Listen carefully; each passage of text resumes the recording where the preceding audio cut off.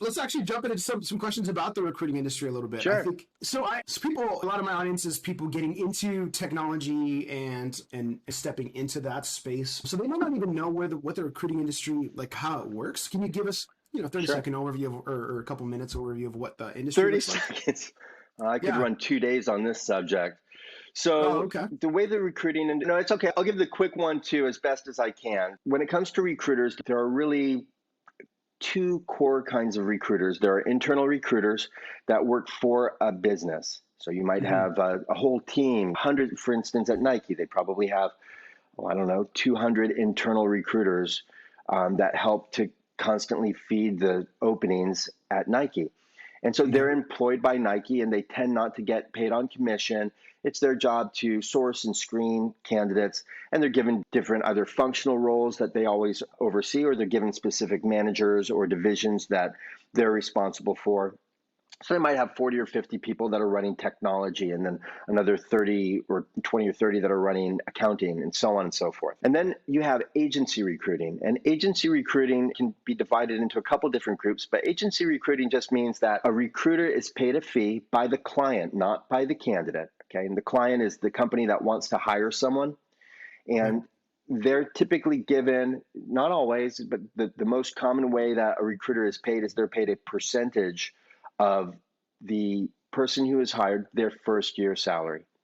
Right. So we see anywhere from between 15 to 30% typically of someone's first year base salary is what a recruiter would be paid for. Think of it like being a realtor. They're making That's a good way to put it. 3% for listing the house and 3% for selling as a buyer's agent.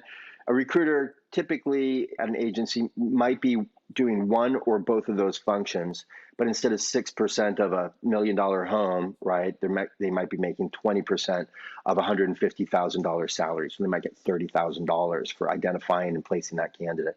And there's Wow, some that's sort of fun. guarantee typically associated with it. And You're right. trust me, a lot of work, like a lot of work, a Yeah. lot of work to try and identify the best candidates available. Yeah. Yeah, man. I So know developers of is Dodge that a short recruiters. enough overview? Yeah, What's that? yeah.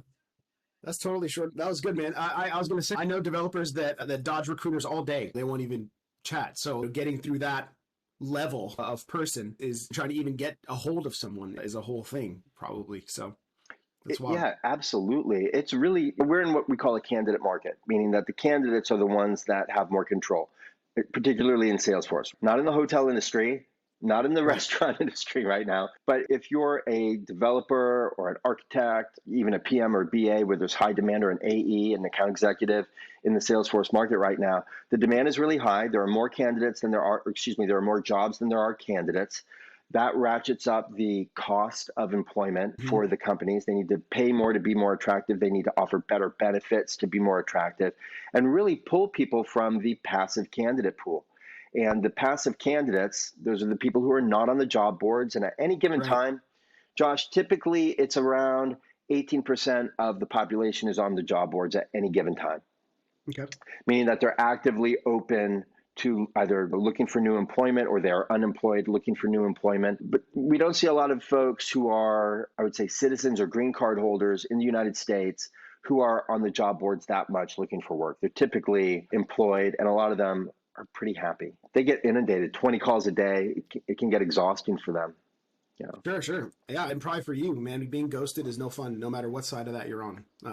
Whether you're trying to find someone Yeah, or look, I don't get ghosted too often. Like, I really don't. I think that the whole thing about the way that my business's approach to identifying and targeting and engaging the passive candidate market, it's a little bit different than what we see out there yeah. in general. You've probably got calls from a lot of 23-year-olds, and there's nothing wrong with being a 23-year-old recruiter, but it Hmm. certainly means that you might not have quite the level of experience or sophistication yet. It's there for the taking Sure. to be able to develop a strong relationship with the candidates in the market that are really seeking your advice, recommendations, and consultative direction towards how to improve their career.